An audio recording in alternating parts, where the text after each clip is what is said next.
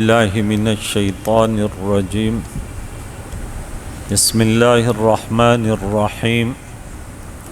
ألم تر إلى الذين نافقوا يقولون لإخوانهم الذين كفروا من أهل الكتاب لئن أخرجتم لنخرجن معكم ولا نطيع فيكم أحدا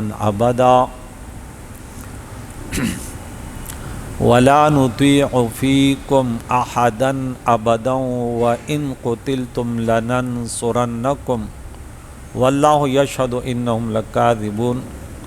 صدق الله خالقنا العظيم وصدق رسوله النبي الكريم ونحن على ذلك لمن الشاهدين والشاكرين والحمد لله رب العالمين. حاضرین و سامعین کرام، قرآن پاک کا درس سورہ حشر کی 10 آیتیں ہو گئی تھی. مدینہ منورہ کے اہل کتاب بنو نضیر اور بنو قریظہ اور بنو قینقاع وغیرہ کا ذکر چل رہا ہے. رب کریم یہاں 11ویں نمبر آیت اس سورہ حشر کی دوسری رکوع ہے. اللہ فرماتا ہے کیا تو نے نہ دیکھا ان لوگوں کو نافقو جنہوں نے منافقت کی. جو منافق ہوئے وہ کہتے ہیں اپنے ان بھائیوں کو جنہوں نے کفر کیا اہل کتاب میں سے، کیا کہتے ہیں؟ لَإِنْ أُخْرِجْتُمْ لَنَخْرُجَنَّ مَعَكُمْ، اگر تم نکالے گئے تو ہم بھی ضرور تمہارے ساتھ نکلیں گے. وَلَا نُطِيعُ فِيكُمْ أَحَدًا أَبَدًا، اور ہرگز تمہارے بارے میں ہم کسی کی نہیں مانیں گے. وَإِن قُتِلْتُمْ لَنَنْصُرَنَّكُمْ، اگر تمہارے ساتھ لڑائی ہوئی تو ہم ضرور تمہاری مدد کریں گے. وَاللَّهُ يَشْهَدُ إِنَّهُمْ لَكَاذِبُونَ، اللہ فرماتے یہ منافقین، یہ عبداللہ بن ابی بن خلف سلول، یہ منافق، یہ سب جھوٹ بولتے ہیں. معلوم ہوا کہ منافق کفار کے بھائی ہیں، مومن کے بھائی نہیں ہیں. اگرچہ بظاہر کلمہ پڑھیں، وہ وقت پر کفار ہی کا ساتھ دیتے ہیں. یہ بھی معلوم ہوا کہ کفار کو بھائی سمجھنا، بھائی کہنا، یہ منافقینوں کا طریقہ ہے، ان کا نظریہ، ان کا کردار ہے.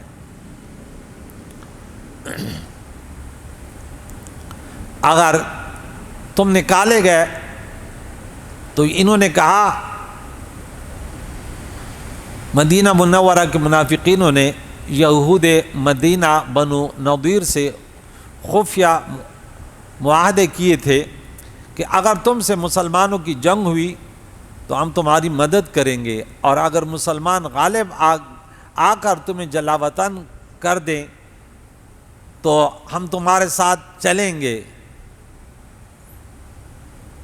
تو ان خفیہ معاہدوں کا راز اللہ نے فاش کر دیا، اور اب فرماتا ہے یہ نہ نکلتے ہیں نہ ان کی مدد کرتے ہیں، یہ جھوٹے ہیں. یعنی اگر ہمیں، انہوں نے کیا کہا، اگر ہمیں تمہاری مدد سے مسلمان، بلکہ خود حضور انور صلی اللہ علیہ وسلم بھی منع کریں گے تب بھی ہم ان کی نہ مانیں گے اور تمہارا مدد کریں گے. وَلَا نُطِيعُ فِيكُمْ أَحَدًا، تمہارے بارے میں کسی کی نہیں مانیں گے بلکہ تمہارا ساتھ دیں گے. کنہوں نے کہا؟ منافقین مدینہ نے، جنہوں نے عقائد سے معاہدہ کیا اور پھر ان کی مخالفت کی. تو یہ جھوٹے ہیں. رب فرماتے ہیں کہ اللہ گواہی دیتے کہ یہ جھوٹے ہیں. رب نے فرمایا معلوم ہے کہ منافق در حقیقت کسی کا ساتھی نہیں، نہ اس کے وعدوں کا اعتبار، نہ کفار کو اس پر اعتبار آتا ہے، نہ مسلمانوں کو. یہ بھی معلوم ہوا کہ رب تعالیٰ اپنے حبیب کو ان کے خفیہ رازوں پر اطلاع دیتا ہے، کیونکہ منافقوں کی یہ گفتگو نہایت رازداری کے ساتھ تنہائی میں ہوئی تھی. پھر جب رب نے کہا تھا وہی ہو گیا. لَإِنْ أُخْرِجُوا لَا يَخْرُجُونَ مَعَهُمْ، اگر وہ نکالے گئے تو یہ ان کے ساتھ نہیں نکلیں گے. وَلَئِنْ قُتِلُوا لَا يَنْصُرُونَهُمْ، اور ان سے اگر لڑائی ہوئی تو یہ ان کی مدد بھی نہیں کریں گے۔ چنانچہ ایسا ہی ہوا کہ بنی نذیر نکالے گئے، کوئی منافق ان کے ساتھ نہ نکلا۔ یہود سے عموماً جنگیں ہوئی، بنی قریظہ قتل کیے گئے، منافقین نے ان کی مدد نہیں کی، صرف تماشا دیکھتے رہے اور بڑے بڑے بول بولتے رہے۔ وَلَئِن نَصَرُوهُمْ لَيُوَلُّنَ الْأَدْبَارَ لَيُوَلُّنَ الْأَدْبَارَ، اگر ان کی مدد بھی کی تو ضرور پیٹ پھیر کر بھاگ جائیں گے۔ یعنی اگر بفرض محال یہ منافق یہود کی مدد بھی کریں تو ان کے ساتھ خود بھی بھاگ جائیں گے۔ پھر جب ان کے کفر کھل جانے پر ان کی خبر لی گئی تو ان کا مددگار کوئی نہ ہوگا، کہ کفار تو پہلے ہی بھاگ چکے ہوں گے۔ ثم لا ينصرون، پھر ان کی مدد نہ کی جائے گی۔ لأنتم اشد رہبۃ فی صدور من اللہ، رب فرماتا ہے ان منافقین کے دلوں میں اللہ سے زیادہ اے مسلمانوں تمہارا ڈر ہے، تمہارا خوف ہے، اللہ سے نہیں ڈرتے مگر تم سے ڈرتے ہیں۔ ایسے یہ منافق ہیں، یعنی منافقین تمہارے سامنے خوف خدا ظاہر کرتے ہیں مگر در حقیقت ان کے دلوں میں خوف خدا نہیں ہے، بلکہ تمہارا ڈر ہے۔ خوف خدا ان کے دلوں میں نہیں ہے، ورنہ ایسے نہ کرتے۔ یہاں خوف خدا سے مراد ان کا زبانی خوف ہے، ورنہ منافقوں کے دل میں خوف خدا مطلقاً نہ تھا، ورنہ اللہ کے نبیوں کے ساتھ ایسے نہ کرتا، عقائد و جان خاتم النبیین کے ساتھ ایسے نہ کرتا۔ ذالک بأنہم قوم لا یفقہون، یہ اس لیے ایسے کرتے ہیں کہ یہ قوم ناسمجھ ہے، ان کے اندر فقاہت نہیں ہے، سمجھ نہیں ہے، سمجھ بوجھ نہیں ہے۔ منافق نہ اللہ کی جانے نہ اس کے رسول کو پہچانے، صرف اپنے غرض دنیاوی مفاد میں لگے رہتے ہیں۔ لا یقاتلونکم جمیعا الا فی قری محصنہ، یہ منافقین سب مل کر بھی تم سے نہ لڑیں گے مگر قلعوں، بند شہروں میں، بستیوں میں، دیہاتوں میں۔ یعنی یہ منافقین و یہود مل کر بھی آپ سے آمنے سامنے مقابلے میں جنگ نہیں کر سکیں گے، کافر کے دل میں ہمت نہیں ہوتی۔ چنانچہ ایسے ہی ہوا کہ مدینہ منور کے اہل کتاب و منافقین نے کبھی کھلم کھلا مسلمانوں سے مقابلے کی ہمت نہ کی، بلکہ غزوہ خندق کے بعد جب مسلمانوں نے ان کے بدعہدی کے بنا پر ان سے مقابلہ کیا تو اپنے کو بند محلوں میں بند ہو کر بیٹھ گئے، پھر مجبوراً نکلے تو بنی قریظہ قتل ہوئے اور بنو نذیر جلا وطن کر دیے گئے۔ رب نے جیسا فرمایا تھا ویسا ہی ہوا۔ یہاں صرف مدینہ کے کتابیوں کا ذکر ہے، لہذا آیت پر کوئی اعتراض نہیں ہے۔ حالانکہ رب یہاں فرماتا ہے کہ یہ چھپکے سے لڑیں گے، اور منافق دشمن کا یہ طریقہ ہے، کھلم کھلم میدان میں نہیں آئیں گے۔ کفر تو ویسے بھی کفر ہے، تو پھر مرنا ہے تو کھلم کھلم آ جاؤ منافقین، کہ سامنے کچھ، باتوں میں کچھ، اندر دلوں میں کچھ۔ رب نے فرمایا کہ یہ تم سے نہیں لڑیں گے مل کر مگر قلعہ بند شہروں میں یا من وراء جدر، دار جدر، تو یہ دیواروں، جدر جمع ہے، تو یہ دیواروں کے پیچھے حملہ کریں گے مورچوں میں۔ اور بعضهم بینهم شدید، ان کی ایک اور علامت، آپس میں جب لڑتے ہیں تو ان کی لڑائی بڑی سخت ہوتی ہے۔ یعنی اگر یہود منافقین آپس میں لڑیں تو بہت سختی سے لڑیں، مگر رب کے فضل و کرم سے مسلمانوں کے مقابلے میں یہ بزدل ہوتے ہیں، ان کے پاؤں پھر اکھڑ جاتے ہیں اور پھر بھاگ جاتے ہیں۔ تحسبهم جمیعا وقلوبهم شتى، آپ تم لوگ یہ گمان کرو گے کہ یہ ملے ہوئے یہ ایک جتا ہے، لیکن یہ نہیں، ایسے نہیں ہے، بلکہ یہ الگ الگ ہیں، شتا، جدا جدا ہیں۔ تو اس سے معلوم ہے کہ کفار مسلمانوں کے مقابلے میں مصلحتاً ایک ہو جاتے ہیں، اور ان پر مسلمانوں کو اعتماد نہیں چاہیے۔ نیز کفار آپس میں حقیقتاً ایک نہیں ہے، ان میں بہت دشمنی ہے، جیسا کہ آج تک دیکھا جا رہا ہے۔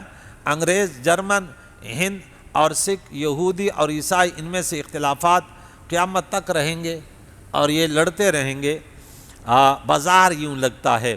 ذالک بأنہم قوم لا یعقلون، کی لا یعقل عقل سے عاری قوم ہے، کمثل الذین من قبلہم قریبا ذاقوا وبال امرہم، ان کی مثال ان لوگوں سے جو ان کے پہلے گزر گئے، قریب انہوں نے اپنے کام اپنے وبال کا مزہ چکھا، ان کے لیے دردناک عذاب ہے کہ جنگ بدر میں مشرکین مکہ کی کیا حالت ہو گئی، اور نوح علیہ السلام سے لے کر آج تک جتنے بھی اللہ کے نبیوں کے دشمن بنے، سب نے اپنے کیے کہ اپنے کردار کا عذاب چکھا کہ ان کا کیا حشر اور نشر ہوا۔ تو ان کی مثال پھر آخر میں یہ دی، ان کے لیے عذاب دردناک ہے۔ کمثل شیطان، ان کی مثال شیطان کی طرح ہے۔ کن کی؟ ان منافقین کی۔ اذ قال للانسان اکفر، جب اس نے انسان سے کہا کفر کر، فلما کفر قال انی بریء منک، جب اس نے کفر کیا بولا میں تم سے بیزار ہوں۔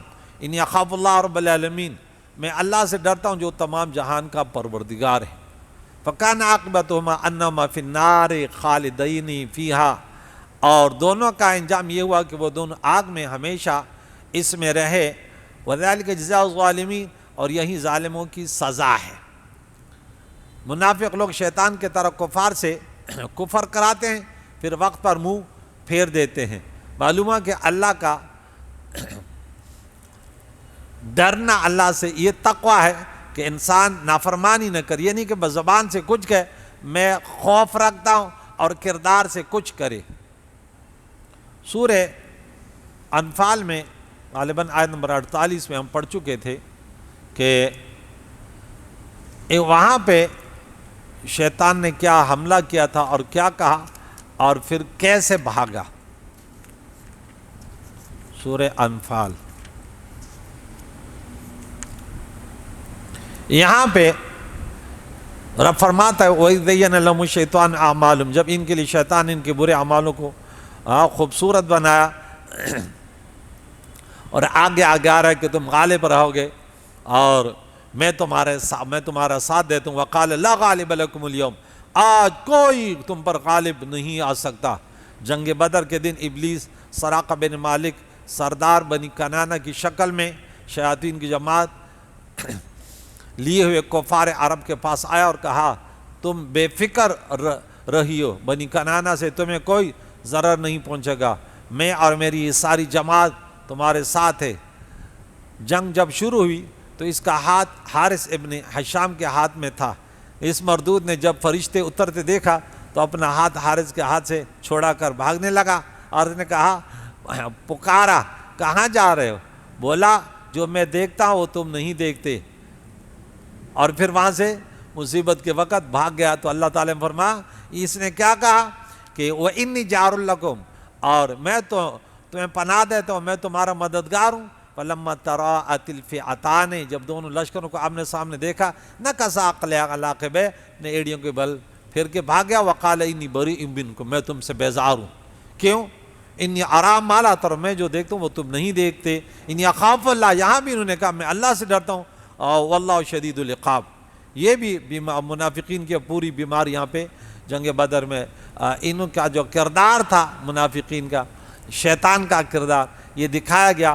تو یہاں بھی شیطان نے کہا کہ تو کفر کر، جب انسان نے کفر کیا تو پھر یہاں بھی کہا انی اخاف اللہ۔ اب دیکھیں اللہ تعالیٰ جس کو کہے کہ یہ مجھ سے ڈرتا ہے، یہ حقیقت ہے کہ اللہ نے فرمایا علماء مجھ سے ڈرتے ہیں، تو وہ علماء ڈرنے والے ہیں جو اللہ کی نافرمانی نہ کرے، اللہ کی بندگی کرے، رسول اللہ علیہ السلام کے تعلیمات ان کے سنتوں پر عمل کرے، دوسروں تک پہنچائے، دنیا کی لالچ نہ کرے اور خوف انسانیت نہ رکھے۔ مسجدوں کا آباد کرنا آسان کام نہیں ہے، دین کی تبلیغ آسان کام نہیں ہے، مال کی پرواہ، جان کی پرواہ نہ کرے، خاندان کی پرواہ نہ کرے، اور شیطان پر جب بھی آتا تو یہ کہتا انی اخاف اللہ رب العالمین، یہ تو کہتا تھا، لیکن علم تو تھا نا، لیکن جب اللہ کی نافرمانی سے نہ بچا تو یہ شیطان بن گیا۔ تو علماء کا بھی یہ انجام ہے، اگر وہ شیطانیت کرتے ہیں دنیا کے حصول کے لیے، وہ ایک دوسرے کو لڑاتے ہیں، تو پھر ان کا یہ حشر ہوا۔ اس کے ضمن میں علامہ، میرے پاس یہ تفسیر پڑھی ہے، تفسیر قرطبی، بڑے اچھے واقعات انہوں نے نقل کیے۔ کہتے ہیں ایک راہب تھا اور وہ اللہ کی بندگی میں لگاتار لگا رہتا تھا. 70 سال گزر گئے.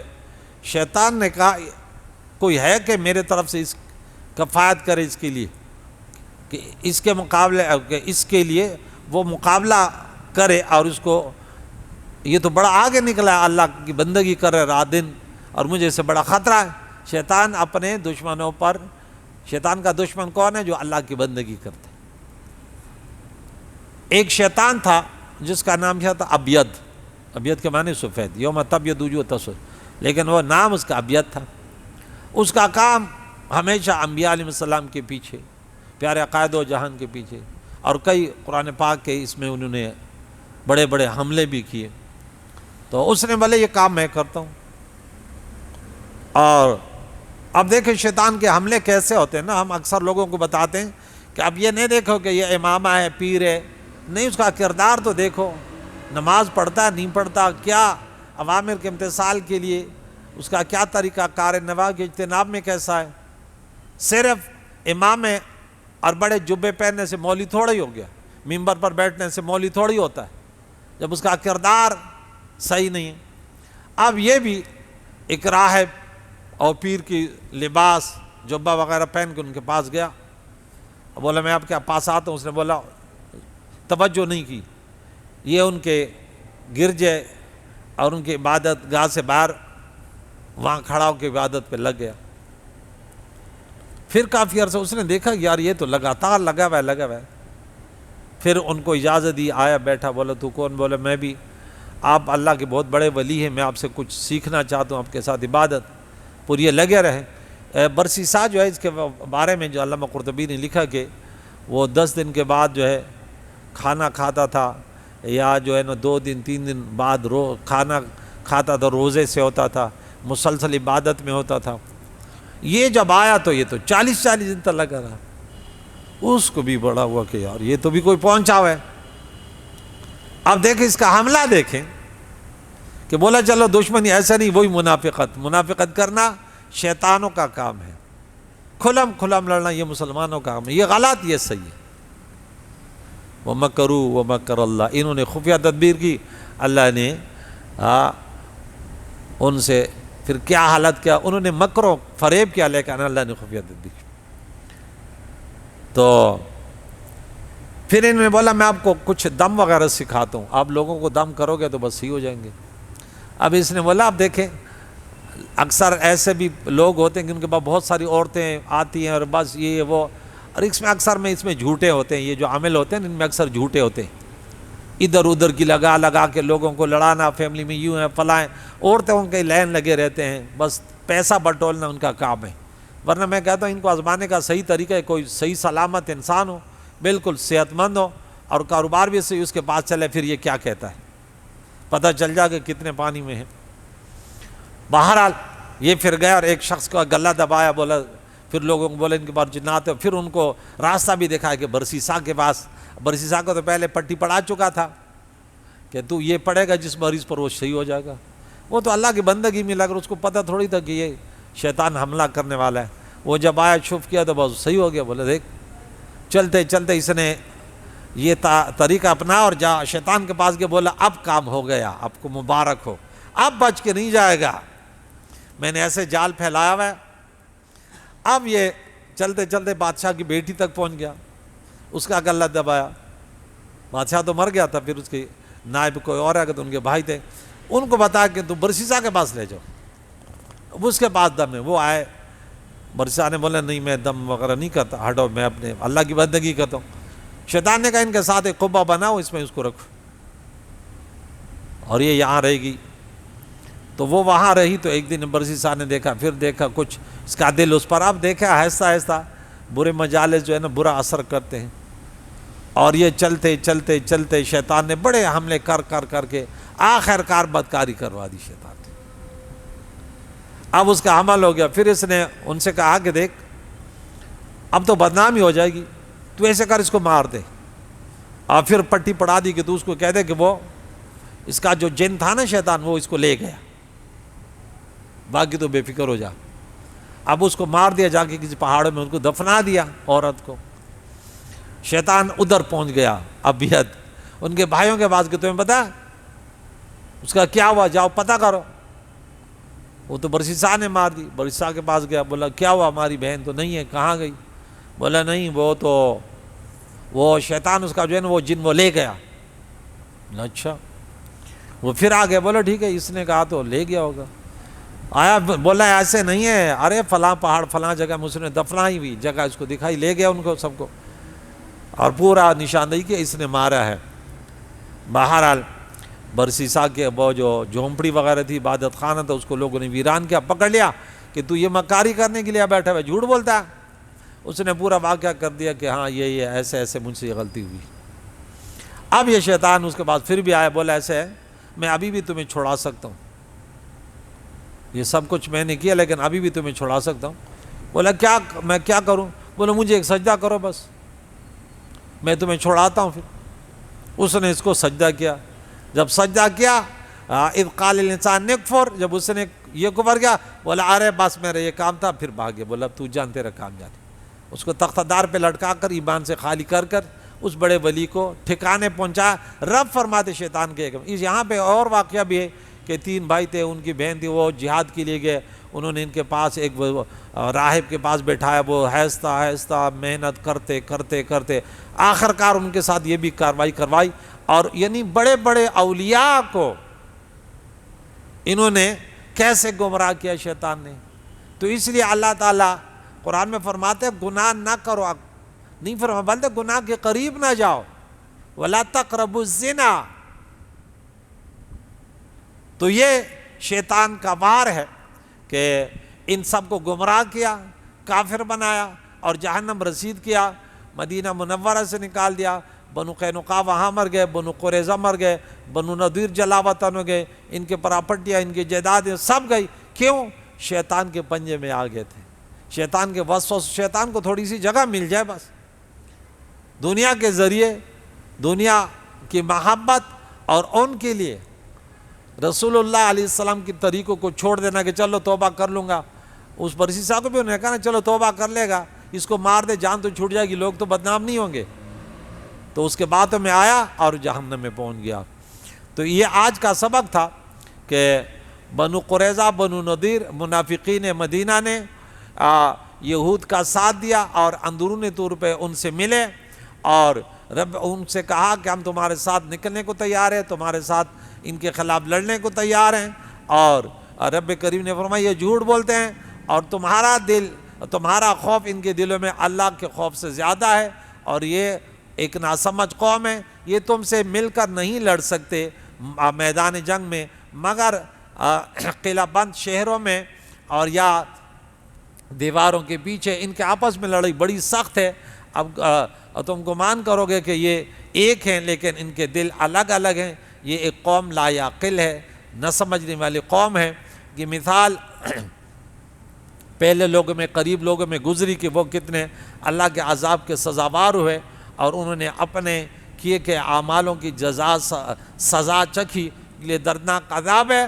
تو اس شیطان کی مثال جیسے انسان سے کہتا ہے کہ تو کفر کر، جب وہ کفر کرتا ہے تو کہتا ہے میں تم سے بیزار ہوں، میں اللہ سے ڈرتا ہوں جو تمام جہان کا پالنے والا ہے۔ رب فرماتے ہیں دونوں کا انجام آگ ہے، اور یہ دونوں اس میں خالدین ہمیشہ رہیں گے اس میں، اور یہ جزا ہے، سزا ہے ظالموں کی۔ رب کریم سے دعا ہے قرآن مجید فرقان حمید کی تعلیماتوں کو سیکھ کر پر عمل کرنے کی توفیق عطا فرمائے۔ یا اللہ صراط مستقیم پر گامزن فرما، شیطان کے مکاری سے، نفس امارہ کے، یا اللہ ہمیں غلط سوچیں کہ یوں کریں یا اللہ اس سے ہمیں بچا، اور اپنی موت کو یاد کر کے اس کے لیے اعمال صالح کی توفیق عطا فرما۔